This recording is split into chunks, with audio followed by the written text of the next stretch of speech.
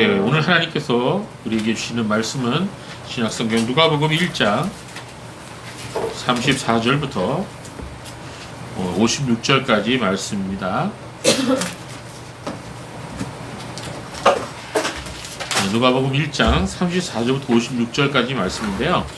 우리가 이따가 본문을 또 재차 읽을 것이기 때문에 지금은 우리가 한 문단만 같이 읽도록 하겠습니다. 46절부터 56절까지 말씀만 지금 읽도록 하겠습니다. 자, 교독합니다. 제가 먼저 읽습니다. 그러자 마리아가 말하였다. 내 영혼이 주님을 찬양하여 내 영혼이 내 구주 하나님을 기뻐하였으니 주께서 그분의 여종의 비천함을 돌아보셨기 때문입니다. 보소서 이제부터는 모든 세대가 나를 복이 있다고 할 것입니다. 능력 있는 분께서 나에게 큰 일을 행하셨기 때문입니다. 그분의 이름은 거룩하고 그분의 긍휼하심은 그분을 두려워하는 자들에게 대대로 있을 것입니다. 주께서 자신의 발로 능력을 행하셔서 그 마음의 생각이 교만한 자들을 흩으셨습니다. 권세 있는 자들을 그 자리에서 끌어내리셨고 비천한 자들을 높이셨습니다. 굶주린 자들을 좋은 것으로 배부르게 하시고 부자들을 빈손으로 보내셨습니다. 보내셨습니다. 주께서 긍휼을 기억하셔서 그분의 종 이스라엘을 도우셨습니다. 이것은 우리 조상들에게 곧 아브라함과 그분의 자손들에게 영원토록 말씀하신 것 같습니다. 다 같이요. 마리아가 엘리사벳과 함께 석 달쯤 머물다가 자비심으로 돌아갔다. 아멘. 자, 오늘 본문을 계속 1장 39절부터 34절부터 펴놓으시고 우리 같이 보도록 하겠습니다. 오늘 본문이 많이 깁니다. 사실은 오늘 이 본문은 세 문단으로 나뉘어지는 본문이어서 각각 한 주씩 살펴볼 수 있는 그런 본문입니다. 그런데 이제 오늘 이렇게 좀 무리를 하는 이유는 그래야지 성탄절에 누가복음 2장 예수님 탄생을 맞추기 때문에 이렇게 무리를 지금 오늘 하고 있습니다. 예, 그래도 평소하고 똑같은 시간에 마칠 수 있도록 노력을 하겠습니다. 자, 첫 번째 본문은 누가복음 1장 34절부터 38절입니다. 여러분 보세요. 자, 지난 주일에 우리는 가브리엘 천사가 마리아에게 나타나서 뭘 했죠? 수태고지를 했죠. 저는 옛날에 이 수태고지라 해갖고 무슨 뭐 고지는 저기에 그래갖고 그런 고지인 줄 알았는데 그게 아니라 알렸다는 뜻이에요. 예, 수태고지, 수태라는 말은 잉태죠. 아기를 갖는 것을 알렸다. 그래서 수태고지입니다. 자, 마리아가 잉태할 것을 알려주는 그런 소식을 가브리엘 천사가 마리아에게 전해줬습니다. 자, 오늘 첫 번째 본문은 이 천사의 말에 대해서 마리아가 묻고 또 천사가 대답하는 그런 내용입니다. 자, 34절. 자, 우리 한번 읽어볼까요? 34절부터 38절까지 말씀이에요. 우리 같이 소리를 맞춰서 같이 읽겠습니다. 시작. 그러자 마리아가 천사에게 말하기를 나는 남자를 알지 못하는데 어떻게 이런 일이 있겠습니까? 하니 천사가 그 여자에게 대답하여 말하였다. 성령께서 내게 임하시고 즉 이 높으신 분의 능력이 너를 덮으실 것이다. 그러므로 태어날 거룩한 아기는 하나님의 아들이라고 불릴 것이다. 보아라, 내 친척 엘리사벳도 늙은 나이에 아들을 배웠다. 그 여자는 임신하지 못하는 여자라고 알려져 있으나 임신한 지 벌써 6달이 되었다. 하나님의 모든 말씀은 불가능한 일이 없다. 마리아가 말하기를 보소서 나는 주님의 여종입니다. 주님의 말씀대로 내게 이루어지기를 바랍니다 하니 천사가 그 여자를 떠나갔다. 예. 34절은 천사 가브리엘의 메시지를 듣고 마리아가 보인 반응이에요. 예. 그리고 35절에서 37절은 천사 가브리엘이 마리아에게 보충 설명을 해줘요. 그리고 마지막 38절은 마리아가 보인 마지막 반응이 나오고 있습니다. 자, 우리 앞서서 31절에 보면 가브리엘 천사가 마리아에게 나타나서 이렇게 말했죠. 내가 아기를 잉태하고 아들을 낳게 될 것이다. 이런 말씀을 남자를 전혀 알지 못하는 처녀에게 이런 말씀을 했어요. 자, 이 말을 듣자마자 마리아는 이렇게 묻습니다. 34절 뭐라고 했어요? 아니 나는 남자를 알지도 못하는데 어떻게 이런 일이 있겠습니까? 이렇게 물었어요. 자, 이 말의 의미는 나는 남자를 알지 못하는데 즉 남자하고 만난 적이 없는데 어떻게 내가 아기를 가질 수 있겠습니까? 이렇게 물어본 거예요. 예, 상식적인 질문이죠. 여기서 언뜻 보면 마리아가 이 천사의 메시지를 의심한 것처럼 보여요. 그런데 마리아의 이 대답은 의심에서 나온 게 아니라 비록 천사가 전해준 메시지였지만 마리아는 그것에 대한 합당한 이유를 듣고 싶었어요. 예, 합당한 이유를 알고 싶었어요. 그래서 이런 질문을 한 것입니다. 자, 우리 기독교는요, 비이성적인 종교가 아니에요. 무조건 믿어야 한다거나 덮어놓고 믿어야 한다거나 이렇게 말하는 것은 기독교의 가르침이 아닙니다. 자, 우리의 뇌를 창조하시고 그리고 세상을 질서 있게 창조하신 하나님께서는 우리에게 말씀하실 때 논리적으로 말씀하셔요. 그리고 합당한 이유를 분명히 밝히십니다. 예, 그래서 우리가 강단에서 선포된 말씀이라고 해서 무조건 아멘으로 받아들이기보다는 그것이 성경의 전체적인 가르침과 맞는지를 살펴봐야 되는 거예요. 그래서 이 부흥사가 옛날에 부흥회 할 때 막 따발총처럼 얘기하면 계속 아멘, 아멘, 아멘 하죠. 근데 엉뚱한 말을 해도 아멘 하더라고요. 예. 그게 참, 그게 이제 아멘이 이제 완전히 그 조건 방사, 뭐 무조건 방사식으로 나온 거예요. 그건 믿음이 아니죠. 자, 그래서 우리가 아멘 해야 할 것은 오로지 하나님께서 우리에게 약속으로 주신 모든 말씀인 거예요. 거기에 대해서 우리가 아멘 해야 돼요. 그것이 은혜로 말미암아 믿어질 때 아멘으로 하나님께 영광을 돌리는 것입니다. 자, 마리아는 내가 아들을 잉태하여 낳게 될 것이다라는 이 천사의 말씀에 대해서 상식적이고 합리적인 질문을 지금 던지고 있는 거예요. 만약 처녀가 남자와 관계를 갖지 않고 아기를 가졌다고 말한다면 사람들이 믿을까요? 믿지 않을까요? 믿지 않겠죠. 그리고 의심을 받게 될 거예요. 약간 이렇게 된 거 아닌가? 이렇게 의심받게 되는 거죠. 그러나 역사적으로 오직 한 가지 예외가 있어요. 그 사건이 뭐죠? 바로 동정녀 마리아의 탄생. 예, 예수님께서 동정녀 마리아에게서 나신 것. 예수님의 동정녀 탄생이 바로 그 예외적인 사건인 것입니다. 자, 이 마리아의 질문에 대해서 가브리엘은 마리아에게 설명을 해주죠. 이것이 어떻게 가능합니까? 라고 마리아가 물었어요. 그때 마리아가 3단계로 그 질문에 대해서 답을 해줍니다. 첫 번째 뭐라 그랬어요? 첫 번째 35절, 그것은 성령으로 된 것이다. 예, 그것은 사람의 힘으로 된 게 아니고 성령으로 이루어진 것이다. 자, 그래서 마리아에게 첫 번째 답을 그렇게 하고, 두 번째는 마리아의 친척 엘리사벳의 예를 들고 있어요. 36절에 보면 내 친척 엘리사벳도 늙은 나이에 아들을 배웠다, 이렇게 말씀하고 있어요. 그리고 세 번째, 마지막으로 천사는 결론적으로 이렇게 말하죠. 37절에 하나님의 모든 말씀은 불가능한 일이 없다, 이렇게 결론적으로 말합니다. 자, 우리가 한번 한 가지씩 살펴볼까요? 어떻게 이런 일이 가능하겠습니까? 이렇게 마리아가 질문할 때 가브리엘 천사는 이것은 사람의 힘으로 된 것이 아니라 성령의 능력으로 된 것이다, 이렇게 대답합니다. 여러분, 이 성령께서 역사하시면요, 사람의 생각을 초월하는 사건이 벌어집니다. 여러분, 가나의 혼인잔치 아시죠? 네. 예, 가나의 혼인잔치, 예수님이 어머니 따라서 혼인잔치에 참여했는데 뭐가 떨어졌죠? 포도주가 떨어졌어요. 그 유대인들의 혼인잔치에서 포도주가 떨어졌다는 것은 그 잔치가 끝났다는 거예요. 이제 더 이상 잔치는 더 이상 못한다는 얘기입니다. 굉장히 중요하게 그 당시에는 그 마실 물이 포도주였기 때문에. 그래서 예수님이 물 가지고 포도주를 만드셨죠. 믿어지세요? 믿어지세요 이게? 예, 인간의 이성으로는 그게 믿어지지 않아요. 저 광야에서 굶주린 사람들이 예수님 말씀 드리러 나왔다가 어떤 기적을 보았죠? 보리떡 5개하고 물고기 2마리 가지고 몇 명이 먹었어요? 남자만 5,000명이니까 어린아이하고 여자분들까지 합치면 좋기 2만 명의 사람들이 먹었다는 거예요.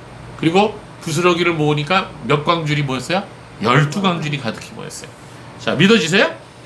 예, 이게 이제 이성으로는, 사람의 이성으로는, 상식으로는 이게 믿을 수 없는 사건들이죠.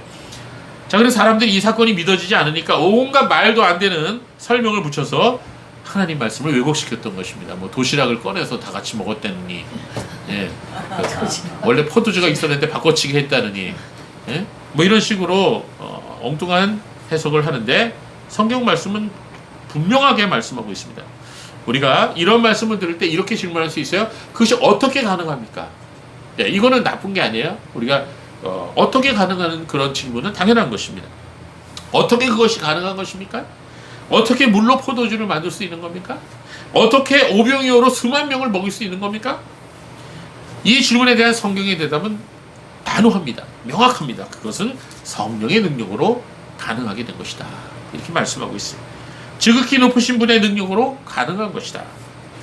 자, 하나님께서는 말씀을 통해서 천지를 창조하셨어요.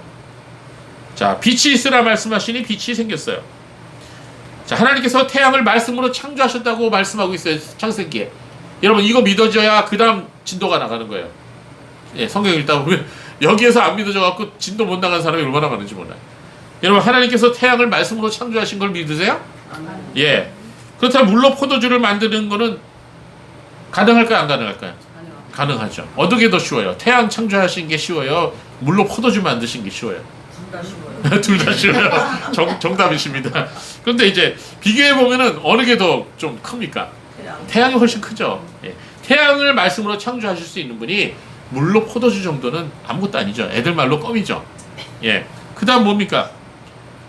하나님께서 달과 별을 말씀으로 창조하신 것을 믿으세요, 여러분? 예. 그렇다면 오병이어의 기적은 아무것도 아니에요. 거기에 비하면. 자, 중요한 거는 하나님이 어떤 분이시냐. 하나님이 어떤 분이시냐가 중요한 거지 내가 할 수 있느냐 없느냐 그게 아니에요. 예, 그래서 성경의 모든 이적과 모든 기적은 하나님의 성령의 능력으로 이루어진 거예요. 그래서 우리가 성령의 능력을 믿는다면 그 모든 기적은 당연한 거예요. 마찬가지입니다. 처녀인 마리아가 남자를 알지 못하고 아들을 잉태하여 낳는다는 것, 그것은 성령의 능력으로 가능한 거예요. 예, 그래서 천사는 그렇게 대답해 준 거예요. 아주 정답이에요. 그러나 우리는 연약합니다. 그리고 이해력에 한계가 있는 피조물이에요. 그렇기 때문에 의심이 자꾸 오죠. 여러분, 의심이 없는 사람 있어요? 여러분 의심한 적이 있어요, 없어요? 예, 저한테 물어보세요. 있는지. 예, 묻지 마세요. 예, 많습니다. 자, 이해되지 않는 일도 있을 수 있어요. 살다 보면은, 신앙생활을 하다 보면은, 그럴 때 우리에게 도움이 되는 게 있어요. 그건 뭐냐? 하나님께서 과거에 이루어 놓으신 일을 기억하면 돼요. 자, 오늘 36절에 보면 가브리엘 천사가 뭐라 그러냐면, 보아라, 내 친척 엘리사벳도 늙은 나이에 아들을 배웠다. 자, 그 여자는 원래 임신하지 못하는 여자였는데 하나님께서 그에게 임신하도록 하셔서 6달이 벌써 되었다. 이렇게 설명하고, 구체적으로 설명해요. 예. 자, 천사는 마리아의 친척인 엘리사벳의 예를 들고 있습니다. 마찬가지예요. 우리도 의심이 될 때 우리의 지난 날을 돌아봐야 돼요. 우리의 지난 날에 우리에게 베푸신 하나님의 은혜를 기억해 봐야 돼요. 우리의 기도에 응답하시고 모든 고난과 위험에서 건지신 하나님의 구원을 우리가 되돌아봐야 하는 것입니다. 또한 성경과 교회 역사에서 하나님께서 베푸신 놀라운 구원의 역사를 우리가 생각해 봐야 됩니다. 그럴 때 우리는 다시 하나님을 의지하고 신뢰할 수가 있는 것입니다. 그러나 무엇보다도 최종적으로 우리가 의지해야 할 것은 바로 하나님의 말씀 자체인 것입니다. 그래서 37절 봅시다. 37절 다시 한번 읽어볼까요? 시작. 하나님의 모든 말씀은 불가능한 것이 없다. 이게 가브리엘 천사의 결론이에요. 예, 하나님의 말씀은 불가능한 일이 없다. 신구약 성경 말씀이 우리에게 말씀해주고 있는 사실은 처음부터 끝까지 동일합니다. 그건 뭐냐면 하나님의 말씀은 능력이 있다는 거예요. 뭐라고요? 하나님의 말씀은 능력이 있다. 즉 하나님의 능력이 개입하면 사람의 생각을 초월하는 일이 생긴다는 거예요. 어제나 오늘이나 마찬가지입니다. 예수님께서도 이렇게 말씀하셨죠. 마가복음 9장 23절. 제가 오늘 말씀을 프린트해서 못 드렸는데 그냥 들으세요. 예수께서 이르시되 할 수 있거든이 무슨 말이냐. 믿는 자에게는 능치 못할 일이 없느니라. 이렇게 말씀하셨어요. 마가복음 9장 23절에. 자, 그리고 또 요한복음 11장 39절 40절을 보면요. 자, 나사로가 죽었어요. 나사로. 예수님이 굉장히 사랑하는 청년 나사로가 죽었어요. 그래갖고 마리아와 마르다가 여동생들인데 막 울고 난리 났어요. 그런데 예수님이 뭐라 그랬어요? 나사로가 죽은 거기 가갖고, 예?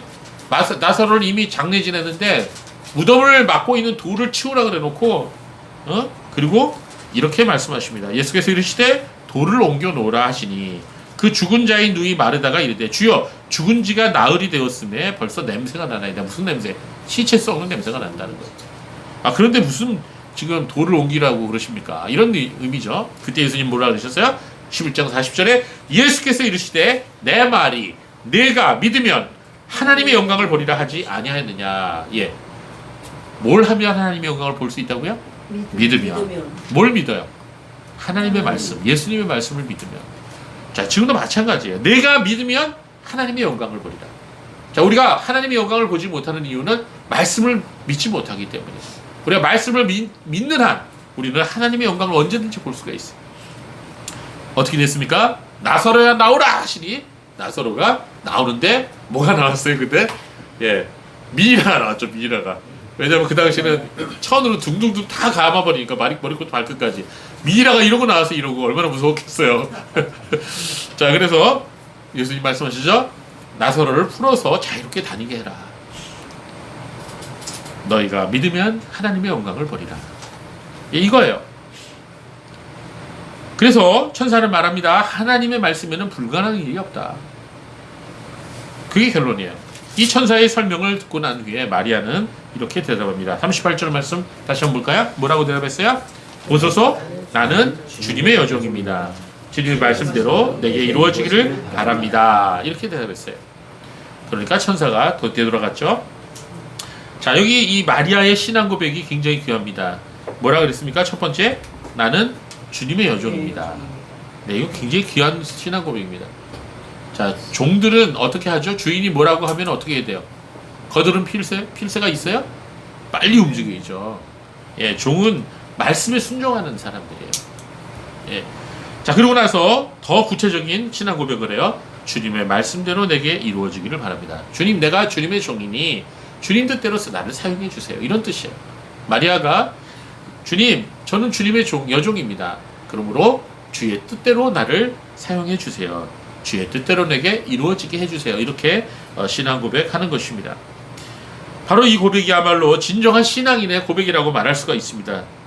자, 우리의 삶 속에서 때로는 내가 이해할 수 없는 일들이 일어날 때가 있어요. 내가 원하지 않는 방향으로 내 삶이 나아갈 수도 있어요. 내가 기대하던 것들이 다 무너질 수도 있어요. 그러나 그럴 때 우리가 진정 주님을 믿어야 됩니다. 왜? 우리가 주님의 것이니까. 우리가 주님의 종이니까. 주님이 나를 버리지 아니하실 거니까. 우리 주님이 하실 일들을 믿어야 돼요.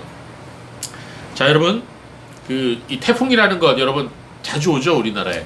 이 태풍이라는 게 처음에 대만으로 간다 그랬다가 갑자기 90도로 꺾어서 일본으로 갈 수도 있고 우리나라도 올 수도 있는 거예요. 자, 야구할 때 보세요. 아주 노련한 투수는요, 공을 던지면 어떻게 되죠? 예, 요로 가는 것 같은데 이상하게 저기 가서 꽂혀요. 이걸 커브공이라고 그러죠. 네, 우리가 하나님의 일을 우리의 힘으로, 우리의 머리로는 이해할 수 없어요. 처음이 엉뚱한 방향으로 가는 것 같지만 반드시 하나님의 말씀은 그 목적을 이루십니다. 그래서 때로는 우리가 이해할 수 없는 일들이 벌어진다 할지라도 우리가 하나님 말씀 믿어야 돼요. 자, 교회에 다닌다고 해서 그 믿음이 다 똑같은 건 아니에요. 우리가 누군가에 대해서 알고 이해하려면 어떻게 되죠? 시간을 내야 되고 그 사람과 대화를 해야 돼요. 예, 몇 년 동안 여러 가지 일들을 함께 겪고 여러 가지 사건들을 함께 경험해 보면 그 사람이 어떤 사람인지를 알게 돼요. 그렇죠? 예. 자, 여러분, 이 신앙생활을 시작한 지 얼마 안 된 사람은요, 이 하나님 깊이 알 수가 없어요. 아직. 그래서 성경을 열심히 읽고 공부하고 또 교리를 공부하면서 또 신앙생활을 해나가면서 우리는 하나님에 대해서 점점 우리는 알게 되는 거예요. 아직도 멀었죠? 예. 자, 신앙생활을 시작한 처음에는 우리가 기도를 할 때 우리가 원하는 것 구하게 되죠. 하나님 이거 해주세요, 이거 해주세요. 물론 그것도 귀한 기도예요. 그런데 하나님께서는 우리가 구하기 전부터 무엇을 구하려고 하는지 다 아세요. 다 알고 계세요. 자, 우리가 원하는 대로 이루어지기를 바라고 기도한 대로 응답받기를 원하는 것, 그것은 누구나 다 마찬가지입니다. 그러나 세월이 흘러서 신앙의 연조가 좀 쌓이고 우리가 하나님의 뜻을 조금씩 더 이해하고 나서는 우리의 우리 기도의 모습이 조금 변하게 돼요. 어떻게 변하게 되죠? 이전에는 하나님 내가 원하는 대로 다 해주시기 바랍니다. 내가 기도한 대로 꼭 이루어주세요. 이렇게 기도하지만, 자, 신앙이 좀 이렇게 성숙해지면 뭐라고 기도하냐? 아니요, 하나님, 내가 원하는 것보다는 주님께서 원하는 대로 해주세요. 예, 내가 원하는 대로 이루어진다고 다 좋은 것은 아니대요. 예, 경험으로 아는 거죠. 주님께서 나보다 나를 더 잘 알고 계시니 주님이 나를 위해서 해주시는 일이 나한테 제일 좋고 정확합니다. 이런 고백이 나오는 거죠. 경험에서 나오는 거죠. 주님의 뜻이 이루어지기를 바랍니다. 그래서 성숙한 신앙인의 기도는 이렇게 변화되는 거예요. 주의 뜻대로 이루어지리이다. 예, 그렇게 기도하는 거예요. 예, 그래서 이 마리아도 지금 그렇게 기도하고 있는 거예요. 참된 신앙이란 무엇일까요? 참된 신앙이란 우리가 머릿속으로 이해하는 것. 그래서 어떤 성경 지식이나 신조나 교리에 대해서 머리로 받아들이는 것, 거기에 대한 지적인 동의를 했다고 해서 그것이 완전한 믿음이라고 말할 수는 없어요. 예, 그거는 마귀도 알 수 있어요. 마귀도 너무나 하나님에 대해서 잘 알아요. 마귀가 최고의 신학 박사라고 말씀드렸죠. 예, 이 복음은 이런 지적인 반응과 만족을 얻기 위해 선포되는 것은 아니에요. 그다음 그렇다고 해서 감정적인 반응을 일으키기 위해 복음이 선포되는 것도 아닙니다. 우리가 때로는 말씀을 듣고 기쁨을 느낄 수도 있고 눈물을 흘릴 수도 있죠. 그러나 그걸로 다는 아니에요. 기독교는 감성 중심의 기독교가 아니에요. 그렇다고 감성을 무시해서도 안 됩니다. 감정이라고 하는 것은 온전한 믿음의 결과로 나타나야 되는 거예요. 그런데 감정이 오히려 앞서면 그 감정이 내 믿음으로 착각하면 안 돼요. 그럼 잘못 믿음이 됩니다. 또한 복음은 의지적인 반응을 의도하려고 선포되는 것도 아니에요. 자, 인간이 아무런 마음으로 결심한다고 할지라도 말씀 듣고 그거 작심삼일이라고 그 사람이 변화되지 않으면요 절대로 하나님 뜻을 행할 수가 없습니다. 그래서 이 참된 신앙이란 뭐냐면 하나님의 성령이 꼭 역사하셔야 돼요. 하나님께서 역사하셔서 그 사람의 심령이 변화되어야 됩니다. 그래서 하나님의 선포된 말씀이 성령의 역사를 통해서 우리의 전인격을 변화시키고 우리가 그것을 하나님의 말씀의 은혜로 말미암아 그 말씀에 굴복하여 나아갈 때 그때 나오는 게 참된 믿음이에요. 그래서 이 참된 믿음이란 참된 신앙이란 반드시 성령의 역사와 말씀의 역사가 있어야 돼요. 하나님의 은혜가 있어야 돼요. 그래서 우리가 기도해야 돼. 그렇게 기도해. 나를 위해서도 그렇게 기도해야 되고 내 가족을 위해서도 그렇게 기도해야 되고 내가 누군가를 영혼의 구원을 위해서 기도한다면 그 사람을 위해서 기도할 때 어떻게 해야 돼요? 성령께서 역사해 달라고. 그리고 말씀이 은혜로 말미암아 역사해 달라고. 그렇게 기도해야 돼요. 그럴 때 그 사람이 변화되는 거. 사람이 변화되는 거는 하나님의 일이에요. 사람의 일이 아니에요. 그래서 그렇게 기도하시기 바랍니다. 자, 마리아는 천사가 전해준 하나님의 말씀을 듣고 이렇게 고백했어요. 주님, 나는 주님의 여종입니다. 주의 뜻이 주의 말씀대로 내게 이루어지기를 바랍니다. 자, 마리아의 이 고백은요, 이게 바로 성령께서 역사하셔서 이루어진 고백이에요. 그 마음의 중심으로부터 이루어진 고백이에요. 즉 마리아의 지, 정, 의가 모두 다 관여해서 나온 고백이에요. 인간의 본질인 마음의 중심에서 나오는 고백이 바로 성도의 고백인 것입니다. 우리는 마리아를 통해서 진정한 믿음의 모습, 즉 성도의 모습을 보게 되는 것입니다.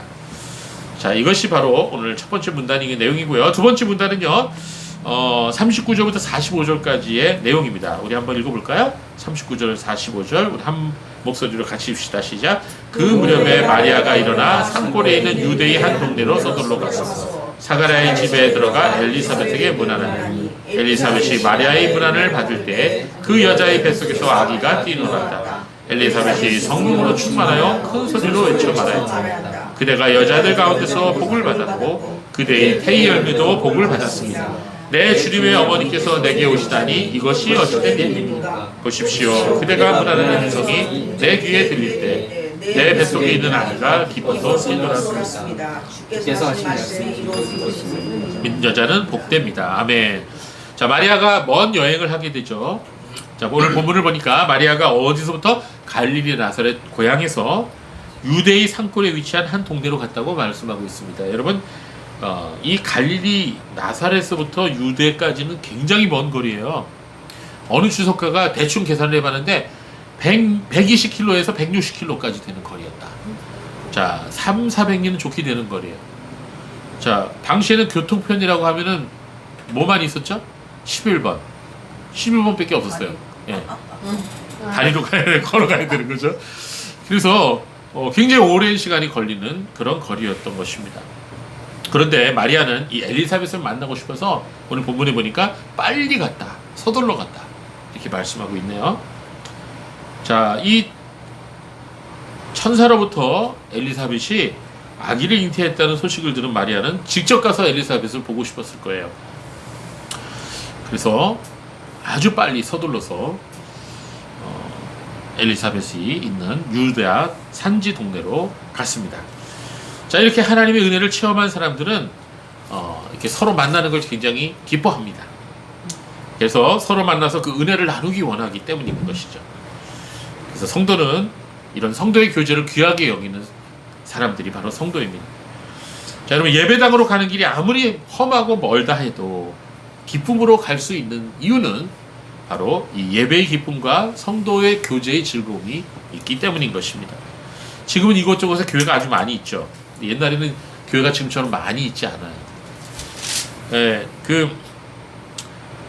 옛날에는 이제 교회가 있는 마을이 많지 않아서 예배를 드리려면 성도들이 산을 넘고 개울을 건너서 먼 길을 가야 했습니다. 그런데 그럼에도 불구하고 성도들이 기쁘게 그 길을 갔다는 거예요. 눈이 오나 비가 오나 먼 길을 걸어서 예배당에 가서 예배를 드리고 또 먼 길을 걸어서 다시 집으로 옵니다. 근데 그 길이 기뻐요. 찬송 부르면서 갑니다. 왜 그래요? 하나님께 예배드리게 된다는 그 설레임 때문에 성도들과 만나서 함께 교제하고 음식을 먹을 것을 기대하면서 기쁘게 그 길을 먼 길을 걸어서 갔던 것입니다. 자, 우리나라는 참 복받은 나라예요. 이렇게 교회가 많다는 게 얼마나 감사한지 몰라요. 이제 옛날에 그 일본 고베라고 하는 도시가 있는데 지진 났던 도시죠. 거기서 얼마 떨어지지 않는 곳에 다카사고라고 하는 도시가 있어요. 좀 작은 도시인데 거기에 100년 된 다카사고 교회가 있습니다. 일본인 교회예요. 거기 이제 목사님이 데스카 목사님인데 그 목사님하고 이제 친하기 때문에 그 목사님과 교인들이 우리나라에 한번 방문을 한 적이 있어요. 그래서 제가 차를 몰고 공항에서 그분들을 모시고 서울로 왔습니다. 자, 온 도중에 그분들이 이렇게 말합니다. 한국에는 교회가 참 많네요. 부럽습니다. 가는 곳마다 빨간 십자가가 보입니다. 이렇게 말했어요. 자, 여러분, 우리는 모르죠. 우리는 너무나 당연하죠. 교회가 많은 것, 아유, 저건 공예야, 공예, 십자가 막 이러면서 얘기하지만 이건 굉장히 큰 복이죠. 네, 옛날엔 그렇지 않았다는 거예요. 그럼에도 불구하고 먼 길을 기쁨으로 갈 수 있었던 이유는 예배의 기쁨, 성도님을 만나서 성도들과 함께 나누는 교제의 기쁨 때문이었어요. 자, 오늘 이 본문을 우리가 읽으면 이 본문은 가장 아름다운 성도 교제의 모습을 우리에게 보여주고 있습니다. 여러분, 이런 말이 있죠. 옛말에 기쁨은 나누면 2배가 되고 슬픔은 남으면 반으로 줄어든다, 이런 말이 있어요. 자, 성도들이 모일 때도 마찬가지예요. 세상을 살다 보면 좋은 일도 있지만 나쁜 일도 있죠. 힘든 일도 있는 거예요. 그러나 성도들은 모여서 그걸 함께 나눌 수 있어요. 우리가 이 땅에 살면서 하늘의 기쁨을 누릴 수 있는 가장 적절한 방법이 바로 성도의 교제인 것입니다. 그래서 마태복음 18장 20절에 예수님 말씀하시기를 두세 사람이 내 이름으로 모인 곳에는 나도 너희들 중에 같이 있겠다, 이 약속하셨어요. 우리가 지금 이 모인 곳에 예수님 계실까 안 계실까? 당연히 계시겠죠. 히브리서 10장 24절 25절에 이런 말씀하셨어요. 서로 돌아보아 사랑과 선행을 격려하며 모이기를 피하는 어떤 사람들의 습관과 같이 하지 말고 오직 그날이 가까울수록 더욱 그리하자, 이 말씀하셨어요. 네, 예수님 오실 날이 가까우면 가까울수록 우리가 더 열심히 모이라는 거예요. 더 열심히. 근데 마귀는 이걸 너무 싫어하죠. 그러니까 어떻게 해서든지 교회에 모이는 거 싫어해. 요새 온라인 예배 저는 이걸 뭐 어쩔 수 없이 그렇게 하는 수가 있겠지만 이게 원칙은 아니에요. 예, 우리 모여야 돼요. 모이는 게 주의 뜻입니다. 우리 주님께서는 성도들이 함께 모이는 것을 기뻐하십니다. 모이기를 힘쓰라고 하셨어요. 우리는 함께 모여서 하나님의 얼굴을 바라보며 예배드려야 돼요. 동시에 우리는 서로의 얼굴도 서로 바라보면서 우리 서로를 바라보면서 우리가 성도의 교제를 나눠야 되는 것입니다. 하나님께 함께 예배드리면서 동시에 성도를 향하여 축복하고 서로를 살펴보아야 하는 것입니다. 기쁨도 나누고 슬픔도 함께 나누면서 함께 떡을 떼어야 하는 것입니다. 이게 바로 성도의 교제예요. 자, 여러분, 왜 교회에서 먹는 밥이 맛있죠? 그래 안 그래요? 저희 교회 밥맛 없어요? 예. 자, 어떤 사람이 그러더라고요. 아이, 밥맛이야. 그 말은 무슨 말이에요? 싫다는 얘기죠? 예. 그런데 저는 그 말이 틀렸다고 생각해요. 밥맛이 얼마나 좋은데. 여러분, 밥맛이 싫어요? 밥맛이 얼마나 좋은데. 자, 그래서 어떤 사람이 밥맛이야 그러면 나 좋다는 줄 아세요? 반찬이 별로 없어도 이 교회에서 먹는 밥이 제일 맛있어요. 왜 그럴까요? 성도와 함께 먹는 밥이기 때문인 것입니다. 우리는 주일날 교회에서 이루어지는 성도 간의 만남이 얼마나 귀중한지 알아야 되는 거예요. 자, 축복은 축복을 낳고 감사는 감사를 낳습니다. 마리아의 문안 인사에 엘리사벳은 축복을 하게 했어요. 자, 엘리사벳의 축복은 마리아로 하여금 찬양하게 했어요. 이게 이제 본문에 이어지는 연속입니다. 네, 그래서 여러분 이 주일은 우리가 하나님을 찬양하고 예배하는 날인과 동시에 하나님 믿는 형제자매들이 서로 모여서 성도의 교제를 이루는 그런 날이에요. 부활의 기쁨을 함께 나누고 장차 이루어질 마지막 승리를 우리가 소망하면서 힘든 세상을 살아가는 서로를 축복하고 위로하는 게 그게 바로 진정한 성도의 교제예요. 네, 마귀는 이것을 너무나 싫어했기 때문에 막 방해하는 거예요. 수단과 방법을 갖지 않고 방해하는 거예요. 자, 그렇습니다. 자, 41절 볼까요? 자, 엘리사벳이 마리아의 문안을 받을 때 그 여자의 뱃속에서 아기가 뛰놀았다. 엘리사벳이 성령으로 충만하여. 자, 마리아가 엘리사벳의 집에 도착하여 안으로 들어가 문안 인사를 할 때였습니다. 엘리사벳의 뱃속에 있는 태가 뛰놀았어요. 지금 몇 개월 됐다고요? 6개월 됐다고요. 6개월이면 지금 형체가 다, 아기 형체가 다 생긴 거예요. 여러분, 태아에게 감정이 있을까요? 없을까요? 있어요. 그 낙태하는 사진 여러분 영상 보셨어요? 예, 기구가 들어가니까 그 태아가 무서워갖고 뒤로 막 피해요. 예, 그런데 태아는 그렇게 죽여요. 그 죄악이에요. 그건 범죄입니다. 요새 뉴스에 얼마나 끔찍한 내용들이 많이 나오는지 몰라요. 아기도 마리아의 방문에 기뻐서 엘리사벳의 뱃속에서 뛰놀았던 거예요. 엘리사벳이 마리아 인사에 대답하기도 전에 뱃속의 아기가 먼저 뛰면서 환영했다는 것입니다. 42절부터 45절까지의 내용은 이 자신을 찾아온 마리아를 향해서 엘리사벳이 한 축복의 말입니다. 자, 뭐라 그랬어요? 큰 소리로 외쳐 말했어요. 그대가 여자들 가운데서 복을 받았다. 그리고 그대의 태의 열매도 복을 받았다. 또 그랬죠? 내 주인님의 어머니께서 오시다니, 내게 오시다니, 이 어찌된 일입니까? 보십시오. 그대가 문안하는 음성이 내 귀에 들릴 때 내 뱃속에 있는 아기가 기뻐서 뛰놀았습니다. 자, 주께서 하신 말씀이 이루어질 것을 믿는 여자는 복됩니다. 이렇게 엘리사벳이 축복하고 고백했습니다. 그런데 이 말을 41절에 보면 어떻게 했다고요? 엘리사벳이? 예, 성령으로 충만하여 이 말을 했대요. 예, 이게 이제 엘리사벳이 성령으로 충만하여 이 말을 하고 그 다음에 또 어떻게 말했다고요? 큰 소리로 말했다 그랬어. 큰 소리로. 여러분, 이 무조건 조용한 것만이 경건한 것은 아니에요. 예, 그래서 저는 옛날에 이제 아멘을 하도 많이 했거든요. 예, 그런 교회에 다녔기 때문에. 그래서 그냥 아멘을 큰 소리로 해요. 말씀 들을 때마다. 그런데 제가 이제 교회를 옮겨갖고 압구정동 소망교회에 가서 예배를 드렸는데 곽선희 목사님이 은혜로운 말씀을 하시더라고요. 그래서 제가 아멘 그랬죠. 그랬더니 수천 명이 저를 다 쳐다보는 거예요. 보기로 들어. 그래갖고 얼마나 부끄러웠는지 몰랐습니다.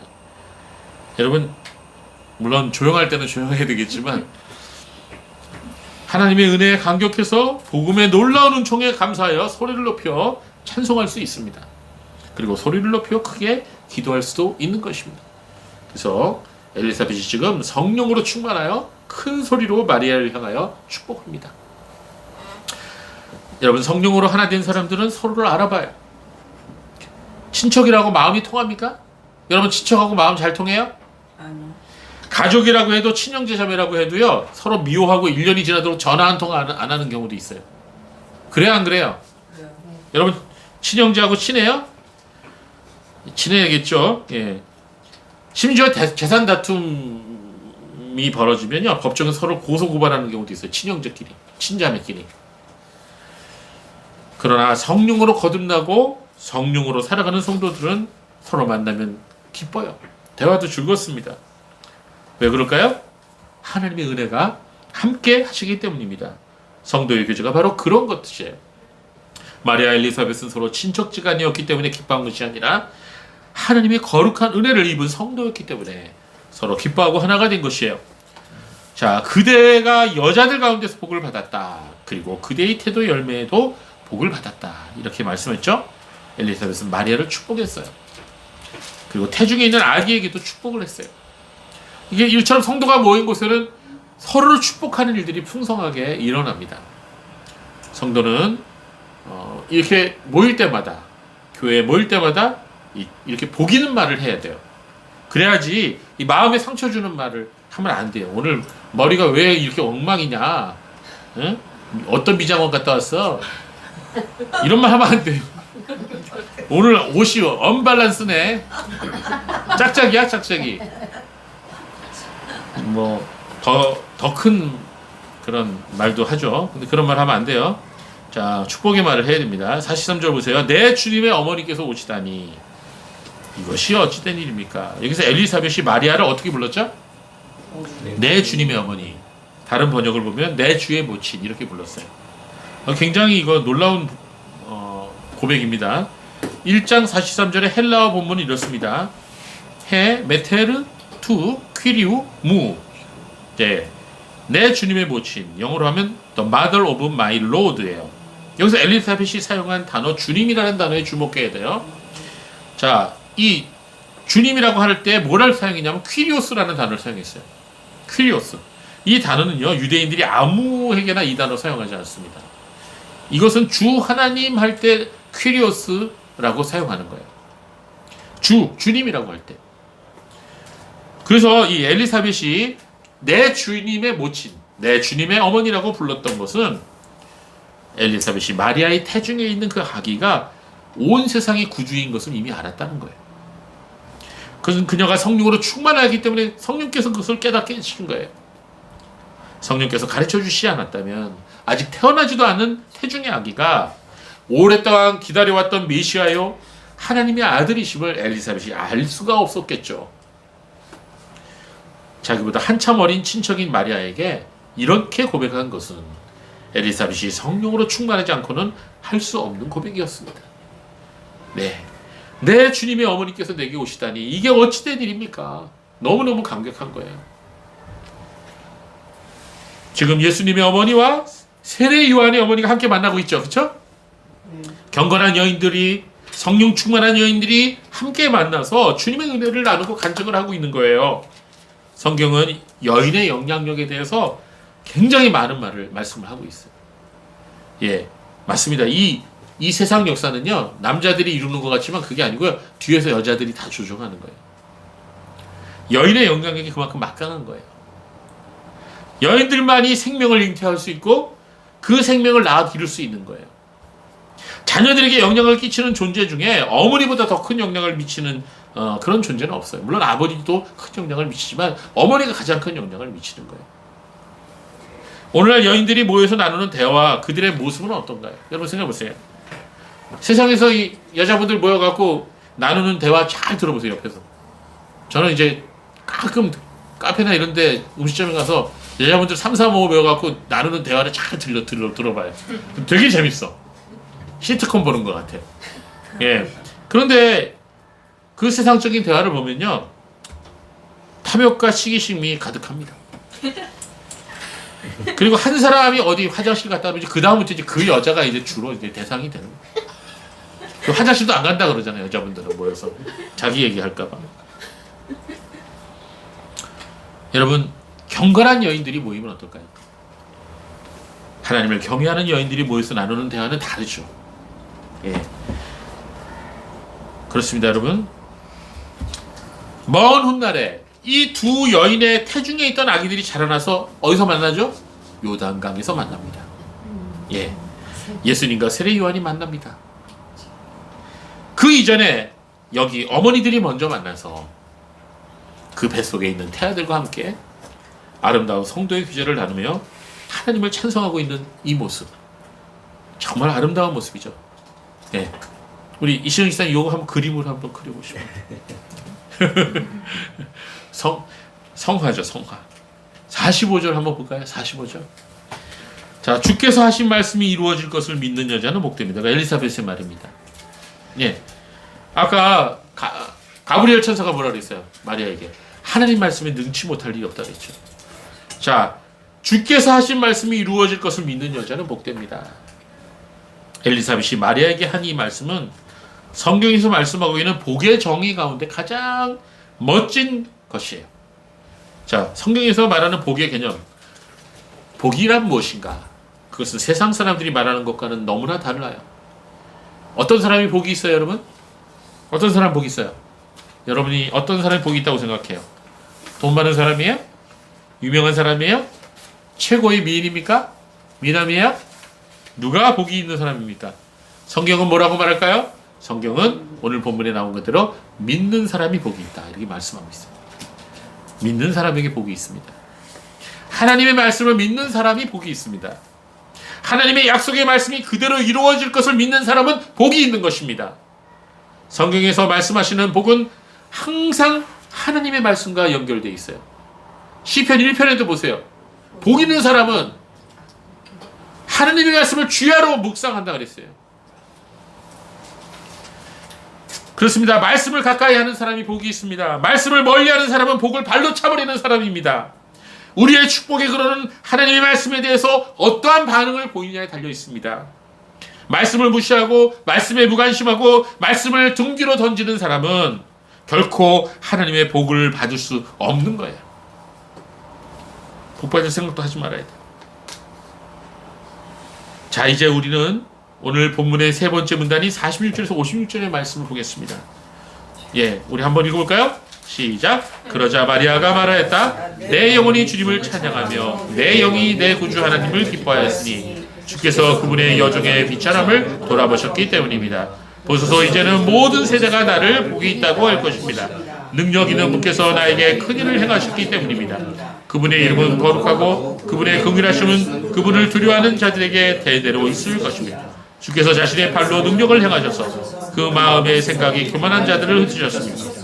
권세 있는 자들을 그 자리에서 끌어내시고 비천한 자들을 높이셨습니다. 굶주린 자들을 좋은 것들로 배부르게 하시고 부자들을 빈손으로 보내셨습니다. 주께서 긍휼을 기억하셔서 그분의 종 이스라엘을 도우셨습니다. 이것은 우리 조상들에게 곧 아브라함과 그분의 자손들에게 영원토록 말씀하신 것과 같습니다. 마리아가 엘리사벳과 함께 석 달쯤 머물다가 자기 집으로 돌아갔다. 아멘. 46절부터 55절까지는 엘리사벳의 말이 끝난 뒤 이어지는 마리아의 찬송이 나옵니다. 자, 여러분, 성도의 아름다운 교제의 결론은 뭘로 끝나냐면 찬송으로 끝나요. 찬송으로. 하나님의 말씀에 대하여 진정한 마음의 고백이 이렇게 자연스럽게 하나님을 향한 찬송으로 이어진 것입니다. 여러분, 주님을 만난 사람들은요, 다 똑같이요, 그 마음 깊숙한 곳에서부터 찬송이 터져 나오게 돼요. 예, 맞습니다. 복음의 진수를 경험하고 깨닫게 된 사람은요, 찬송하지 않을 수 없어요. 온 영혼과 마음이 복음에 의해서 감동되고 죄사함의 기쁨을 경험한 사람은 감격해서 결국 찬송하게 되는 거예요. 그게 바로 진정한 그리스도인인 거예요. 복음은 영혼 깊숙한 곳에서 감사와 찬양이 터져 만들도록 만드는 것입니다. 그래서 구약시대에도 하나님의 은혜를 깨달은 사람은 항상 찬송하며 살았어요. 그 기록이 뭐예요? 시편 아닙니까? 예, 시편은 정말 우리가 아침에 일어나서 읽고 저녁에 자기 전에 읽고 그래야 돼요. 매일 읽어야 돼요. 그 중에서도 시편 103편 1절 2절 너무나 유명한 구절이죠. 내 영혼아 여호와를 송축하라. 내 속에 있는 것들아 다 그 성호를 송축하라. 내 영혼아 여호와를 송축하며 그 모든 은택을 잊지 말지어다. 그러고 나서 쫙 나오죠. 하나님이 주시는 은혜를 쫙 열거합니다. 얼마나 놀라운 찬송이에요. 누가복음 1장과 2장을 읽어보면 이런 감격의 노래가 많이 나와요. 특별히 찬송이 많이 나와요. 누가복음 1장 2절에 1장과 2장에 본문 우리가 본 것처럼 이게 마리아의 찬양이죠. 뒤에 68절에서 75절에 보면 사가랴가 말문이 터지고 나서 벙어리 됐다가 예언과 찬양을 합니다. 그 다음에 2장 14절에는 천사들이 하늘에서 찬양하죠. 2장 29절 32절은 성전 안에 있었던 시몬이라는 분이 아기 예수님을 보고 하나님을 찬양하는 찬양이 나와요. 이렇게 누가복음 1장과 2장에는 찬양으로 가득 차 있어요. 그 첫 번째 찬송이 바로 마리아의 찬양이에요. 이 마리아의 찬양은 너무나 유명한 찬송이에요. 우리나라 개신교에서는 별로 유명한 본문이 아닌데 이 로마 카톨릭하고 영국 성공회에서는 주기도문 나음으로 많이 사용되는 찬송 가사가 바로 이 마리아의 찬송입니다. 이 찬송이 잘 보면요, 그 내용에 있어서 하나님의 구속의 은총을 노래하는 그 어떤 본문보다 은혜로운 찬양이 바로 이 마리아의 찬양입니다. 그래서 이 마리아의 찬양을 일명 뭐라고 부르냐면 마그니카트라고 불러요. 여러분 영어 사전을 찾아보면 마그니카트라는 걸 찾아보면 마리아의 찬송이라고 딱 나옵니다. 마리아가 이르되 뭐라고 찬송해요? 내 영혼이 주를 찬양하며 이렇게 시작하고 있습니다. 마리아의 찬송이. 네. 자, 여기서 이 마리아가 내 영혼이 찬양합니다. 나의 영혼이 주님을 헬라어 원문을 보면 그렇게 순서가 돼 있어요. 네. 그래서 메갈리네이 이렇게 시작합니다. 이 메갈리네이라는 헬라어는 영어로 마그니파이라는 뜻이에요. 이걸 라틴어로 번역하면 마그니피카트라는 단어로 번역이 됩니다. 마그니피카트 애니마 메아 도미눔, 내 영혼이 주님을 찬양하며 이렇게 나옵니다. 그래서 이 라틴어의 맨 첫 글자를 따서 이 마리아의 찬송을 마그니피카트라 이렇게 부릅니다. 네. 이 마그니피카트는 찬송한다는 뜻이에요. 누구누구를 높인다는 뜻이에요. 이 마리아의 찬송, 즉 마그니피카트는 나중에 세례 요한의 출생 직후 사가랴 제사장이 부른 찬송, 일명 베네딕투스. 사가랴 찬송은 베네딕투스라고 부르고 마리아의 찬송은 마그니피카트라고 불러요. 이 두 찬송이 너무나 유명해서 초대교회 때부터 여러 곡이 여기에 붙여졌어요. 이 가사로. 그래서 이게 지금까지 엄청나게 많은 곡들이 이 가사에 붙여졌습니다. 이 마리아의 찬송 속에서 우리는 하나님께서 어떤 분이신가에 대해서 배울 수가 있어요. 48절 말씀을 볼까요? 하나님께서는 당신의 백성의 비천함을 돌보시는 분이라고 말씀하고 있습니다. 주께서 그분의 여종의 비천함을 돌아보셨기 때문입니다. 이렇게 말씀하고 있네요. 마리아는 자신처럼 보잘것없고 비천한 사람에게 하나님께서 놀라운 은혜를 베푸신 것을 지금 찬양하고 있습니다. 자, 성도들은 세상 사람들이 우습게 여기고 하찮게 여길지라도 하나님의 눈에는 소중한 존재. 시편 16편 3절에 뭐라고 되어 있어요? 땅에 있는 성도들은 존귀한 자니 나의 모든 기쁨이 그들에게 있구나. 성도는 세상에서 내놓을 만한 것이 전혀 없을지라도 하나님의 눈에는 존귀한 존재인 것입니다. 이전이나 지금이나 하나님의 백성들의 공통점이 있다면 내놓을 만한 것이 하나도 없다는 거예요. 그러나 하나님께서는 그런 비천함을 돌보시는 하나님이시다. 그리고 종국에는 하나님의 백성들이 하늘의 별과 같이 빛나서 영원토록 주님과 함께 다스리게 될 것이라는 거예요. 이게 바로 마리아의 찬송의 첫 번째 내용입니다. 하나님이 나의 비천함을 돌아보신다. 또한 하나님이 어떤 분이신지 49절은 보여줍니다. 그 하나님은 능력 있는 분께서 나에게 큰 일을 행하셨다. 즉 하나님은 전능하신 하나님이시며 그리고 큰 일을 행하시는 분이시다. 예, 능력 있는 분이란 전능한 하나님이란 뜻이에요. 신구약 성경에 보면 하나님은 어떻게 표현해요? 하나님은 전능하신 하나님으로 나옵니다. 영어로 하면 Almighty God이에요. Almighty God. 창세기 17장 1절에 아브라함이 99세가 되었을 때 여호와께서 아브라함에게 나타나셔서 그에게 말씀하시기를 나는 전능한 하나님이다. 너는 내 앞에서 행하여 완전하라. 아브라함과 야곱과 이삭과 야곱 그리고 요셉 그 후손들에게 그리고 이스라엘 백성들에게 나타나셔서 하나님이 자신을 소개할 때 가장 많이 소개한 게 나는 전능한 하나님이다. 이렇게 소개하십니다. 이 전능하신 하나님께서 하시는 일이 뭘까요? 그것은 큰 일을 베푸는 거예요. 여기서 큰 일이란 무엇을 의미하는 걸까요? 그것은 하나님의 구원을 말하는 거예요. 성경에서는 이 전능하신 하나님께서 우리를 위해 구원의 역사를 베푸신다 이렇게 말씀하고 있는 것입니다. 그래서 스바냐 3장 17절 보면 너희 하나님 여호와가 너희 가운데 계시니 그는 구원을 베푸실 전능자시라 이렇게 말씀하고 있는 것입니다. 하나님께서는 이전이나 지금이나 하나님의 백성들이 어디에 있든지 어떤 일을 하든지 하나님의 백성과 함께 하시면서 그들에게 구원을 베푸시는 전능하신 하나님이신 것입니다. 이것을 우리는 믿어야 되는 것입니다. 그리고 하나님의 구원을 기다리시기 바랍니다. 또한 49절 하반부와 50절을 보시면 하나님은 어떤 분이세요? 하나님은 그분의 이름은 거룩하고 그분은 긍휼하심은 그분을 두려워하는 자에게 대대로 있을 것입니다. 즉 마리아의 찬송에는 하나님의 대표적인 속성 두 가지 하나님의 거룩하심과 자비하심 긍휼을 베푸시는 하나님을 말씀하고 있습니다. 전능하신 하나님께서는 언제나 구원을 베푸실 때 거룩하심과 자비하심으로 역사하세요. 이 두 가지 속성 중 어느 하나를 포기하지 아니하십니다. 우리를 대하실 때도 언제나 거룩하심과 자비하심으로 대하세요. 이 두 가지 성품이 가장 극적으로 나타나는 게 어디예요? 십자가 사건이에요. 하나님께서는 거룩하신 하나님이시기에 인간이 어떠한 죄악도 그냥 넘어가지 못하세요. 죄악은 반드시 심판하시는 분이세요. 또한 하나님께서는 자비하시며 긍휼이 풍성하신 하나님이시기에 하나님의 백성들의 죄를 용서하시는 분이십니다. 이 하나님의 거룩하심과 자비하심이 서로 충돌하는 것처럼 보이지만 예수님의 십자가 사건은 이 두 가지가 완벽하게 만족되고 완성된 사건인 것입니다. 하나님께서는 독생자 예수님이 하나님의 백성들의 모든 죄악을 짊어지시고 십자가 위에서 고통당하시고 죽으시도록 하심으로 말미암아 그 피값으로 모든 죄를 용서하신 것이에요. 맞습니다. 바로 이것이 하나님의 거룩하심과 긍휼하심의 모습인 것입니다.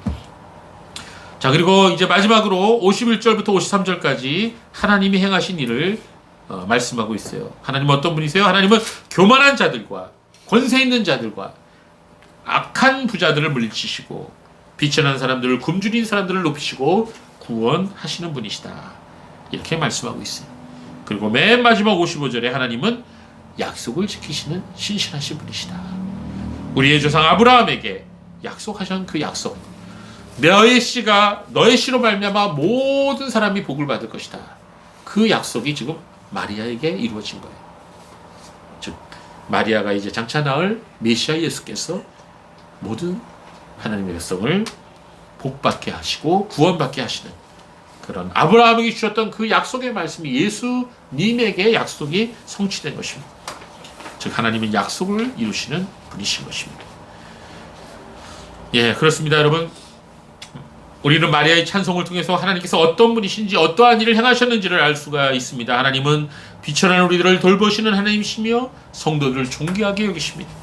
하나님께서는 전능하신 하나님이시며 큰일 곧 구원을 베푸시는 하나님이십니다. 하나님께서는 거룩하시고 긍휼을 베푸시는 하나님이십니다.